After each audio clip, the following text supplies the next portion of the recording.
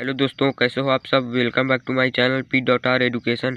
I hope you are happy. तो दोस्तों, आज हम आपके लिए लेके आए हैं कक्षा 12 डे सेकेंड भौतिक विज्ञान कोचिंग।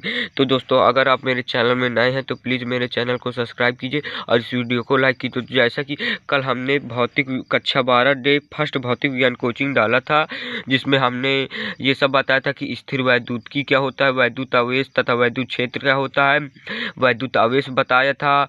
तो और धनावेश ऋणावेश बताया था कि वैद्युत आवेश दो प्रकार का होता है, धनावेश ऋणावेश बताया था।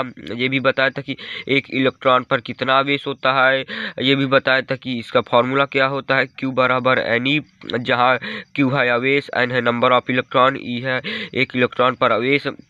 ये भी बताया था एग्जाम्पल नंबर फर्स्ट कि एक चालक पर 2.4 × 10⁻18 का धनावेश है, इस चालक पर कितने इलेक्ट्रॉनों की अधिकता या कमी होगी। तो ये भी बताया था, क्यों निकाला था दोस्तों। ये भी बताया था कि एक अल्फा कण पर आवेश कितना होता है। तो एक अल्फा कण पर आवेश बराबर 2 × 1 इलेक्ट्रॉन पर आवेश, क्योंकि अल्फा कण पर 2 इलेक्ट्रॉन होते हैं। क्योंकि अल्फा कण की दोस्तों तुलना देखिए हीलियम नाभिक से कराई गई है कि 2 अल्फा 4 बराबर 2 हीलियम 4। ये सब आप कक्षा 11 में पढ़ चुके हैं। तो आज हम आपके लिए लेके आए हैं कि एग्जाम्पल नंबर सेकंड है, यहाँ एग्जाम्पल नंबर फर्स्ट यहाँ तक हो गए थे। तो आज आपके लिए लेकर आए एग्जाम्पल नंबर सेकंड।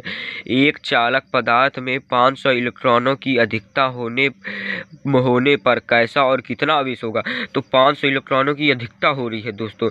तो कल मैंने जैसा बताया था कि धनावेश में इलेक्ट्रॉनों की कमी होगी और ऋणावेश में इलेक्ट्रॉनों की अधिकता होगी। तो इसमें मैंने Na का उदाहरण बताया था कि Na बराबर Na प्लस और +1 इलेक्ट्रॉन। तो Na प्लस अर्थात यहाँ इलेक्ट्रॉनों की कमी हो रही है और ऋणावेश में Cl इलेक्ट्रॉनों की अधिकता हो रही है। तो इसमें सवाल कह रहा है कि 500 इलेक्ट्रॉनों की अधिकता हो रही है, अर्थात दोस्तों इसमें ऋणावेश आएगा, क्योंकि ऋणावेश में ही अधिकता होती है इलेक्ट्रॉनों की। तो अब क्या पूछ रहा है, तो ये कैसा है। तो ये तो हम जान गए कि ऋणावेश है और कितना आवेश होगा। तो आवेश के लिए हम फॉर्मूला जानते हैं, Q बराबर NE। दोस्तों यहाँ से इसकी डिफिनीशन से तो Q हमारा निकालना है, N number of electron 500 electron, एक इलेक्ट्रॉन पर कितना आवेश है 1.6 × 10⁻19 कूलाम है दोस्तों। तो ये माइनस का 1.6 होता है। तो पर हम जब इसको सवाल करते हैं तो उसमें माइनस का नहीं लगाते दोस्तों, प्लस का ही लगाते हैं। तो Q बराबर NE। तो N मतलब नंबर ऑफ इलेक्ट्रॉन। तो ये रहे नंबर ऑफ इलेक्ट्रॉन 500 और E का 1.6 × 10⁻19 है। तो 500 × 1.6 × 10⁻19 है। तो 16 पंचे 80, इसका इसमें मल्टीप्लाई किया तो 16 पंचे 80 2 जीरो ये और तो दशमलव 2 जीरो ये एक अंक बाद दशमलव, तो एक अंक बाद दशमलव लगा दिए × 10⁻19। तो इसको दोस्तों दशमलव को हम इस तरफ ले आएंगे, 2 अंक बढ़ा देंगे तो दशमलव को इस तरफ लाने पे प्लस की संख्या बढ़ती है। तो अर्थात 8 × 10⁻2 × 10⁻19। तो 10⁻19 में 10⁻2 घटाएंगे तो 10⁻17 आएगा। 8 × 10⁻17 कूलाम या C से आप कूलाम को C से भी डिनोट कर सकते हैं, कूलाम से भी डिनोट कर सकते हैं। तो दोस्तों ये आपको कंप्लीट हो गया। आशा करता हूँ कि आपको समझ में आ गया हो। अगर ना समझ में आया हो तो कमेंट बॉक्स में कमेंट कर दीजिएगा, तो फिर मैं दोबारा इसको बता दूंगा। वैसे इजी है तो आ गया होगा। अब दे रहा है वो एग्जाम्पल नंबर अगला है 7N14, मतलब नाइट्रोजन का ये परमाणु क्रमांक दिए है, ये परमाणु भार दिए है 7 दूनी 14। परमाणु क्रमांक परमाणु भार का दुगना होता है। नाभिक पर कूलाम में वो नाइट्रोजन नाभिक पर कूलाम में आवेश की गणना कीजिए, मतलब आवेश तो कूलाम में ही निकालते हैं। तो ये है नंबर ऑफ इलेक्ट्रॉन है 7। ये रहे, हम जानते हैं कि Z बराबर E बराबर P कहाँ से आप जानते हैं, कक्षा 11 रदरफोर्ड के परमाणु मॉडल से हम जानते हैं कि जिसका जितना परमाणु क्रमांक होता है उतने ही इलेक्ट्रॉन होते हैं, उतने ही प्रोटॉन होते हैं। ये उदासीन पर है, और अगर उदासीन नहीं है, आवेशित है, तो प्रोटॉनों की संख्या फिक्स रहती है, इलेक्ट्रॉनों की संख्या घटती बढ़ती रहती है। जैसे Na प्लस में 11 इलेक्ट्रॉन है, Na प्लस में 11 प्रोटॉन है, इलेक्ट्रॉनों की संख्या है 10। जैसे Cl माइनस में इलेक्ट्रॉनों की संख्या है 18 और प्रोटॉनों की संख्या है 17, क्योंकि प्रोटॉनों की संख्या हमेशा फिक्स रहती है परमाणु क्रमांक के अनुसार, और इलेक्ट्रॉनों की संख्या आवेशित होने पर घटती बढ़ती रहती है। तो चलिए चालू करते हैं। तो Q बराबर NE, तो Q N का मान है 7, E का मान है 1.6 इंटू 10⁻⁻19। तो 1.6 में इसका मल्टीप्लाई करेंगे तो 112, एक अंक बाद दशमलव, तो एक अंक बाद दशमलव लगाया इंटू 10⁻⁻19 गुलाम या गुलाम। तो दोस्तों आज के लिए इतना ही काफ़ी। अब बताते हैं कि कल हम क्या लेके आएंगे। तो कल आप जैसे कक्षा 11 में आप गुरुत्वाकर्षण का नियम सुना होगा। गुरुत्वाकर्षण का नियम क्या होता है? G बराबर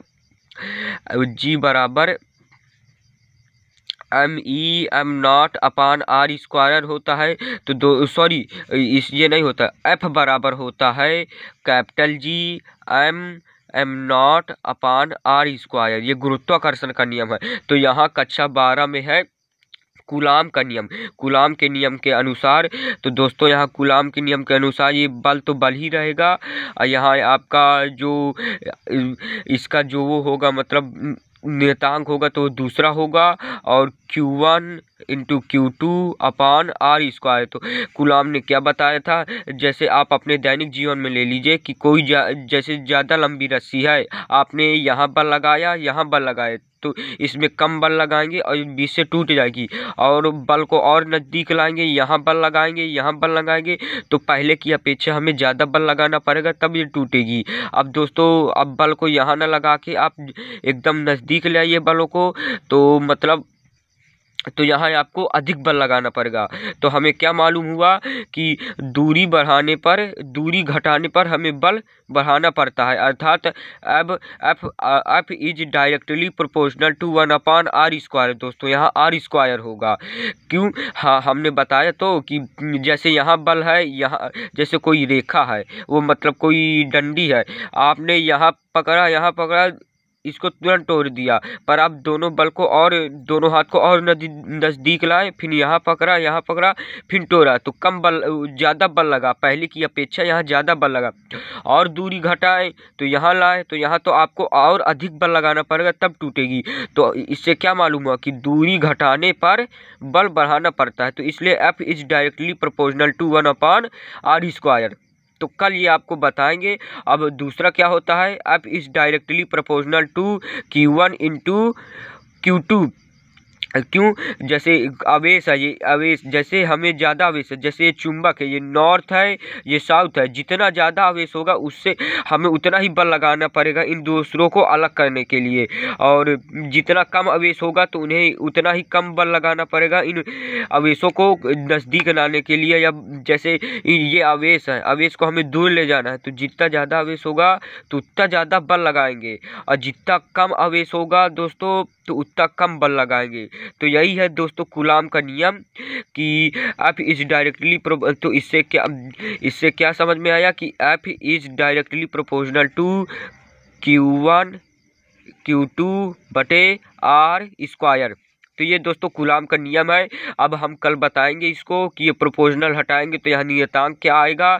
जिस तरह आपने गुरुत्वाकर्षण के नियम में पढ़ा है कि F is directly proportional to 1 upon r square, और F is directly proportional to m0। यहाँ दो द्रव्यमान पिंड है, और यहाँ आप आवेशों को लेना है Q1 Q2। ये दोस्तों दो आवेश हैं, ये आपके दो पिंड है, द्रव्यमान के पिंड। तो ये आप यहाँ प्रोपोर्शनल होगा दोस्तों। अगर आप इनको इकट्ठा लिखेंगे तो F is directly proportional to वो ये है m दोस्तों, m इंटू m0 बटे r स्क्वायर। तो जहाँ जो प्रोपोर्शनल हटाएंगे तो यहाँ आपको एक नियतांक आएगा, तो F बराबर कैपिटल G नियतांक आता है, जिसे गुरुत्वाकर्षण का नियतांक कहते हैं। तो ये आएगा m1 m2 बटे r स्क्वायर। यही दोस्तों गुरुत्वाकर्षण का नियम है। और यहाँ आपने कक्षा 11 में गुरुत्वाकर्षण का नियम पढ़ा होगा, परंतु 12 में आप पढ़ेंगे कूलाम का नियम। तो कूलाम का नियम सेम इसी तरह आया है, F is directly proportional to Q1 Q2 बटे r²। तो दोस्तों यहाँ अब कल हम बताएंगे कि यहाँ इक्वल आएंगे तो यहाँ कुछ नियतांक आएगा, क्या आएगा तो कल हम बताएंगे। तो दोस्तों जो अगर आपको वीडियो पसंद आया तो प्लीज़ इस वीडियो को लाइक कीजिए और इस कमेंट कीजिए जहाँ आपको समझ में ना आया। तो हमने ज़्यादा नहीं आज बताया, आज सिर्फ एक एग्जांपल बताया है। ये बताया एग्जांपल, ये आपको समझ में आ गया होगा क्योंकि ये इजी था।